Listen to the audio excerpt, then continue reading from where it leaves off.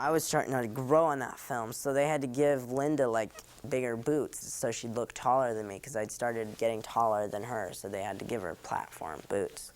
Well, the first scene we ever shot was the scene when we're fixing the car, and that was the last scene that I shot too, and that was a reshoot, and they had to dig a hole for me so I looked short enough.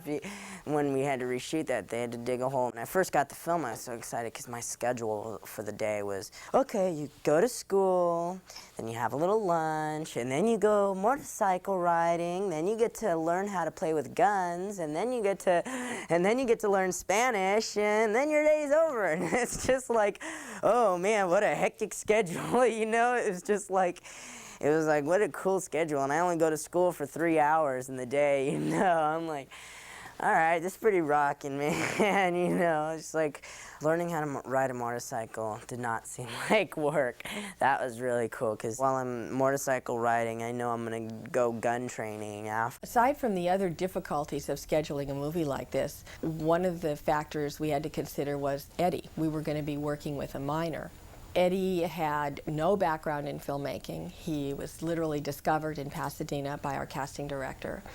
And we had to, as you do with any child, educate him while he was on our set and under our care. And that turned out to be educate him in more ways than one. Eddie had lessons where we taught him how to ride the motorcycle.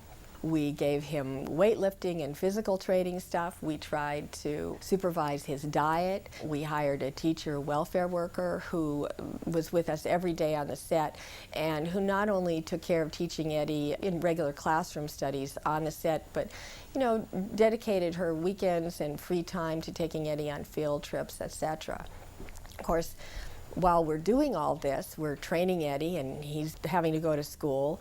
You also have a limited number of hours that Eddie could be on the set. So X number of hours, 4 hours a day, he's in school, and you have to provide recreation time for any minor. And there are limitations as to how late that child can work. So needless to say that on top of all the other scheduling problems we had, working around a child actor who can't work past midnight, for example, and you're shooting a movie that basically takes place at night.